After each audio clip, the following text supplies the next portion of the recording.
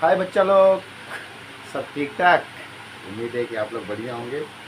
तो बच्चा लोग, आज हम लोग पढ़ेंगे मोल कॉन्सेप्ट, जिससे हमें थोड़ी सी डिटेल होगा। कुछ बच्चों ने बोला था कि हमें जो है सर कुछ मोल कॉन्सेप्ट समझ में नहीं आ रहे हैं, उस विषय में हम लोग आज डिस्कस करेंगे। ठीक है। तो बच्चा लोग, सबसे पहले मैं आपको बता दूँ, कुछ बच्चों का मम्मी पापा का मैसेज आया था कि बच्चा जो है पढ़ता नहीं है, प्रॉब्लम आती है, और एक बच्चा नाराज़ होके जो है डिस्टर्बेंस क्रिएट किया। हाँ, बड़ा मतलब कि कहते खैर बोलना नहीं चाहिए, और वो सब चीज़ें किया। बच्चा लोग, आग सही तो नहीं, आग सीने के अंदर लगाओ। ठीक है, आग सीने के अंदर लगाओ अगर आगे बढ़ना है तो। और रही बात अवॉइडेंस की, कभी से देखो, जिम्मेदार कहीं ना कहीं सभी लोग आप लोग। मुझे नहीं मालूम आप किस क्लास में पढ़ते थे, क्या करते थे, कहाँ पढ़ते थे, लेकिन आपकी जानकारी इतना बता दूँ, अगर आपको कुछ भी समस्या है, आप कहीं भी रहो, यूपी, बिहार, लंदन, अमेरिका, आप बिंदास हमें आप कॉन्टेक्ट कर सकते हो। आपको कोई टेंशन नहीं, हम आपके समस्या का सॉल्व करेंगे। आप निश्चिंत रखिएगा, और माँ बाप को कभी तकलीफ मत दो, यही मेरा आपसे निवेदन है। ठीक है।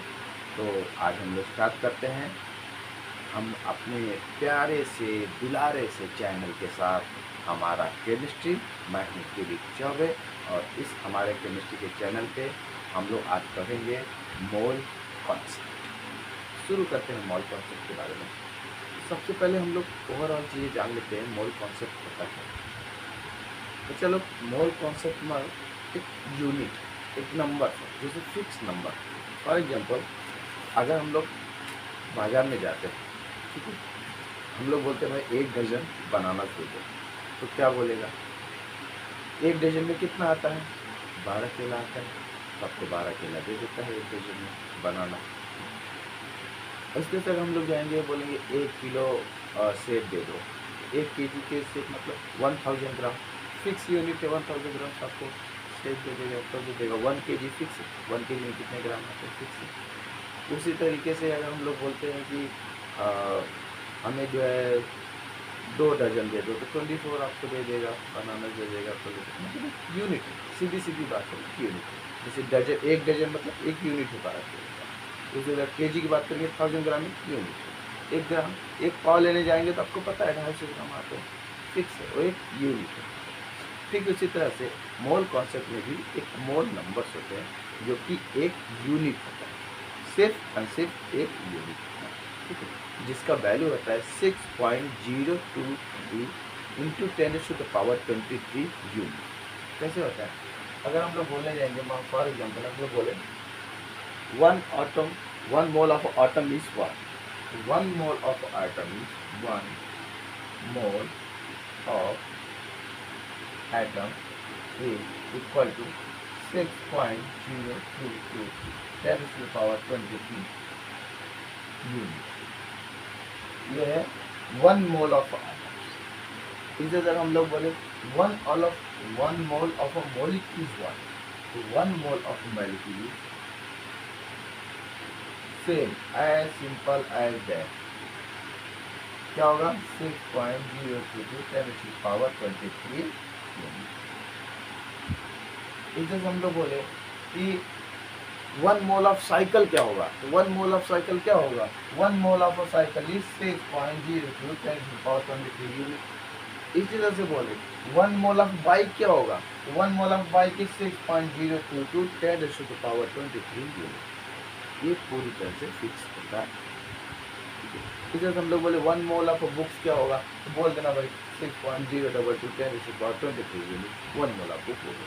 तो ये यूनिट है जो कि फिक्स है, एक। ठीक है। अब इसके 2 टाइप्स होते हैं, इसके 2 टाइप। इसको जो हम कैलकुलेट करने जाते हैं नंबर ऑफ मोल्स, इसको 2 टर्म में कैलकुलेट करते हैं। पहला होता है सॉलिड, पहला टर्म जो होता है सॉलिड होता है। दूसरा जो टर्म होता है वो होता है लिक्विड या फिर लिक्विड गैस, दोनों भी लिया जाता है, लेकिन 90% जो है गैस में लिया जाता है। ज़्यादातर जो ये बातें होती हैं ये गैस में होता है, क्योंकि ये एसटीपी में होता है, फॉर द आइडियल गैस बोला जाता है। For the ideal because it colour in solid option. ठीक है, तो हम इसको ज़्यादातर हम लोग कंडीशन किससे करेंगे, एट एस टी पी बोले तो आइडियल गैस, आइडियल गैस बोले तो only and only gas. Ideal के बाद इसकी बात करें तो एट एस टी पी। अब बात आती है सॉलिड में। सॉलिड में जब कॉन्सेप्ट दिया रहेगा तो हमेशा मास की बात करेगा। तो मास किस में दिया जाता है, सीरीज सी बात है, ग्राम में।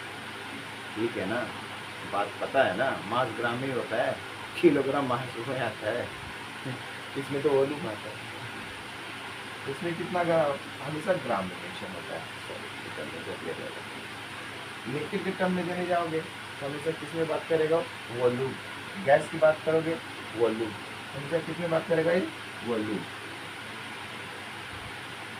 ठीक है, अगर वॉल्यूम दिया तो नंबर ऑफ किस मोल्स पूछ रहा है, गैस का है। अगर ग्राम दिया है तो मतलब किसका नंबर ऑफ मोल्स पूछ रहा है, सॉलिड का। यहाँ तक बातें क्लियर है। अब आगे चलते हैं। अब हमें ये पता लगाना बेटा, इसके लिए क्या यूज करोगे, इसके लिए यूज करोगे number of moles is equal to mass given. Mass की बात कर रहा है, gram is what, mass. Mass given divide by molecular mass या फिर मोलार मास, दोनों ही बातें कर सकते हो, या फिर इसकी जगह पे आप मोलार मास भी ले सकते हो, और मोलार मास। यहाँ पे अगर बात करोगे तो आप किसकी बात करोगे, वॉल्यूम की बात कर रहे हैं। Volume given number of moles is equal to volume given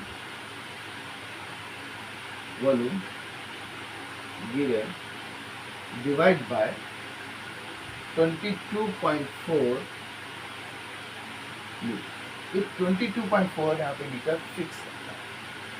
पहली बात यहाँ से बात करते हैं, मास गिवन, ग्राम कितने होता है, मास में होता है, तो मास given divide bye molar mass. अभी मोलिकुलर मास और मोलार मास क्या होता है, फॉर एग्जांपल जैसे हम लोग बताते हैं, यहाँ बात करते हैं, चलो यहाँ बताते हैं, यहाँ पे जैसे कार्बन डाइऑक्साइड, जैसे for example carbon dioxide, carbon का भी मास होगा। नाइट्रोजन की बात करें तो हम बोलेंगे नाइट्रोजन का मास जो होगा यहाँ पर रख देना है।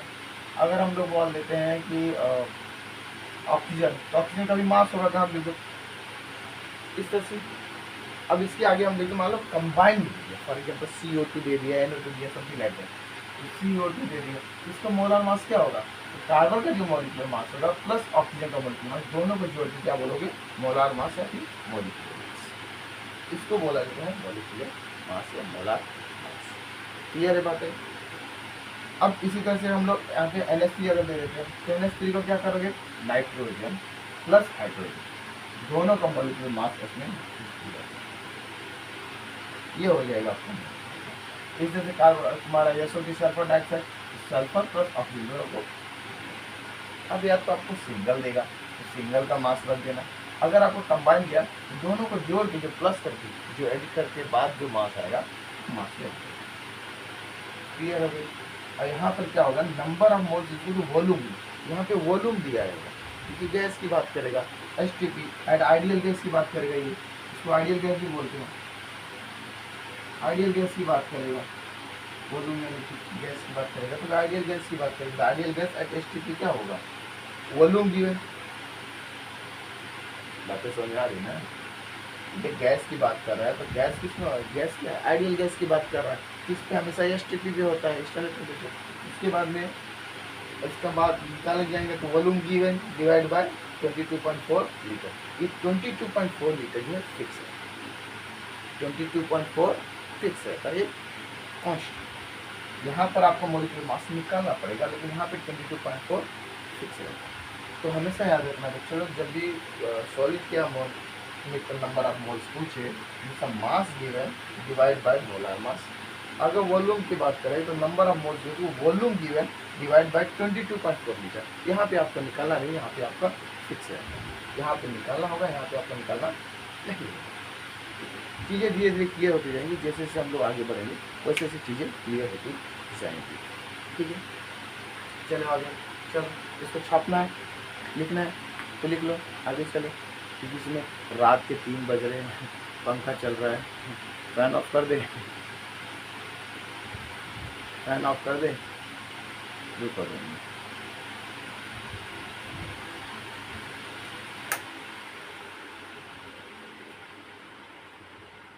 हाँ चलो, फैन की कुछ ज़्यादा आवाज़ आ रही थी।